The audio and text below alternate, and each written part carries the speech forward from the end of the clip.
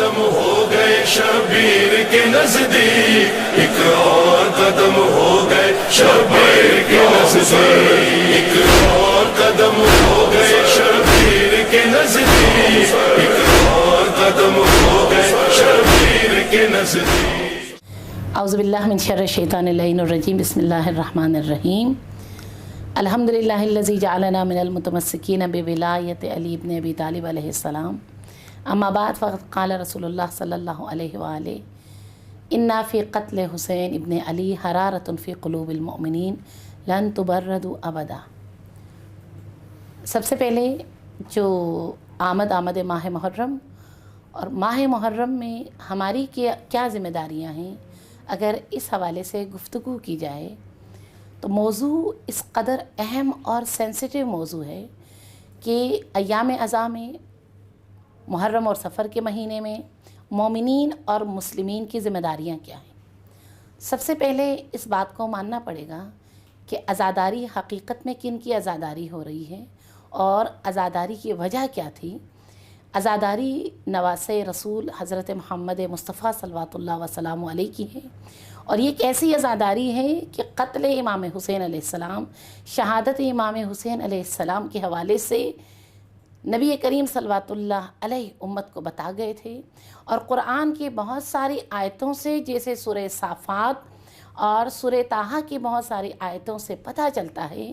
کہ جب جناب ابراہیم علیہ السلام اپنے بیٹے اسماعیل کو ذبح کرنے گئے تو جناب ابراہیم سے اللہ تبارک و تعالیٰ نے فرمایا تھا کہ یہ ہم نے تمہاری نسل میں رکھا ہے اس قربانی کو۔ قربانی امام حسین، شہادت امام حسین، یہ وہ شہادت ہے جس کی بشارت تمام انبیاء علیہ السلام نے دی تھی۔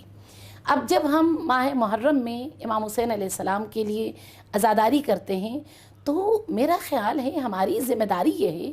کہ پیغام امام حسین، مقصد امام حسین، مقصد کربلا اور مقصد عزاداری تمام امت مسلمہ اور غیر مسلمہ تک پہنچانا،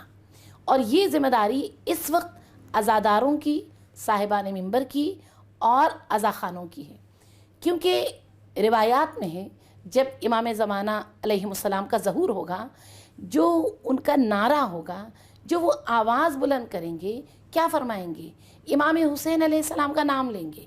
اور فرمائیں گے میں خون امام حسین علیہ السلام کا انتقام لینے آیا ہوں۔ اگر امام زمانہ نے امام حسین کا نام لینا ہے تو انہی روایات سے پتہ چلتا ہے اس زمانے میں تمام دنیا کے لوگوں کو حسین کی معرفت اور شناخت ہوگی۔ امام حسین علیہ السلام کی معرفت اور شناخت کہاں سے کرنا ہے، کس طرح سے کرنا ہے، لوگوں تک مقصد حسین کیسے پہنچانا ہے، میرا یہ خیال ہے وہ ہماری ذمہ داری، منبر کی ذمہ داری ہے۔ اور امام حسین علیہ السلام کی مجلس، منبر، عزاداری کسی فرقے کا نہیں ہے، کسی مذہب کا نہیں ہے، کسی خاص گروہ کا نہیں ہے۔ جن کو نبی کریم صلوات اللہ علیہ سے محبت ہے ان کو یقیناً حسین سے محبت ہوگی، کیونکہ نبی کریم صلوات اللہ علیہ نے اجر رسالت میں کچھ نہیں مانگا۔ قُلْ لَا أَسْأَلُكُمْ عَلَيْهِ أَجْرًا إِلَّا الْمَوَدَّةَ فِي الْقُرْبَى، حقیقت میں عزاداری مودت قربہ اہل نبی کریم صلوات اللہ علیہ ہے، اور اس عزاداری میں میرا اپنا خیال یہ ہے کہ تمام مسلمانوں کو شریک ہونا چاہیے، تفرقے کو، فرقوں کو بالائے طاق رکھتے ہوئے۔ ذکر حسین عبادت ہے، اگر مولا علی کا ذکر عبادت ہے تو یقیناً ذکر حسین بھی عبادت ہے، اور جب تک امام حسین علیہ السلام کی مجالس میں شرکت کر کے، امام حسین کی عزاداری کروا کے شرکت کر کے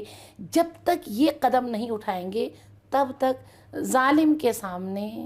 مظلوم کا ساتھ دینا اور ظالم کے خلاف آواز اٹھانے کی جرأت نہیں ملتی، اور یہ جرأت، مظلوم کا ساتھ دینا، ظالم کے خلاف اٹھنا، یہ جرأت صرف اور صرف امام حسین علیہ السلام کے در سے ملتا ہے، اور اس در تک پہنچنے کے لیے بہترین کام عزاداری امام حسین علیہ السلام ہے۔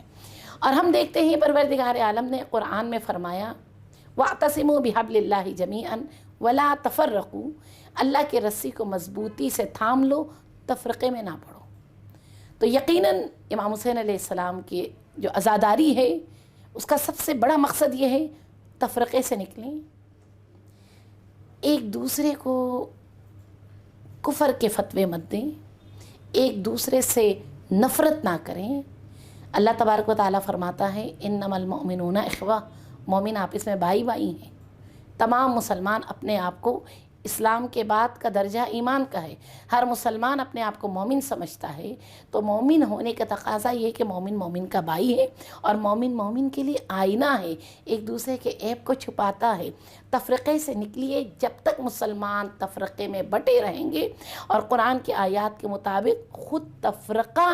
اللہ کا بہت بڑا عذاب ہے۔ تفرقے سے نکلیں، اللہ کی رسی کو مضبوطی سے تھام لیں، اور ذکر محمد و آل محمد، ذکر امام حسین علیہ السلام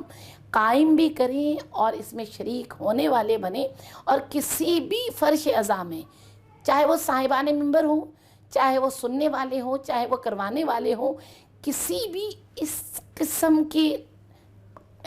ماحول کو یا اس پروگرام کو یا اس مجلس کو ایسی چیزوں سے محفوظ رکھیں جس سے دشمن فائدہ اٹھا سکے، ایسی باتوں سے محفوظ رہیں جس سے دشمن کو موقع ملے۔ اور اس وقت ہم دیکھتے ہیں کہ دشمن اپنے تمام کوششوں کے ساتھ، تمام اپنے سرمایہ، اپنے پیسے کے ساتھ جس چیز کے پیچھے ہاتھ دھو کے لگا ہے وہ عزاداری امام حسین ہے۔ کیونکہ آپ دیکھ لیں، جو سامعین سننے والے، ماہ مبارک رمضان میں مسجدیں نہیں بھرتی، لیکن ماہ محرم میں تمام عزاخانے بھر جاتی ہیں۔ حسین ابن علی کی طاقت اتنی ہے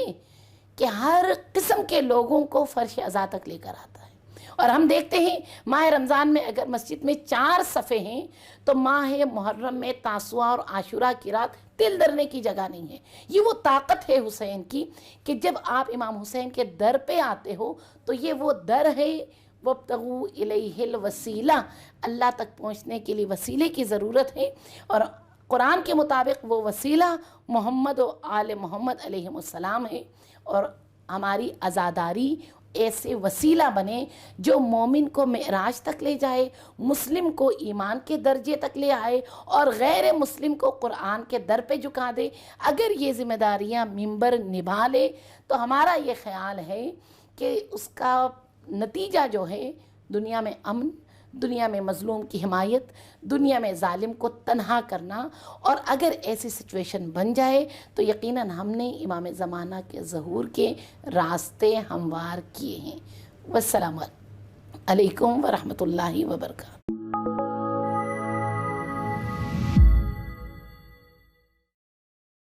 ایک اور قدم ہو گئے شبیر کے نزدیک، ایک اور قدم ہو گئے شبیر کے نزدیک، ایک اور قدم ہو گئے شبیر کے نزدیک، ایک اور قدم ہو گئے شبیر کے نزدیک۔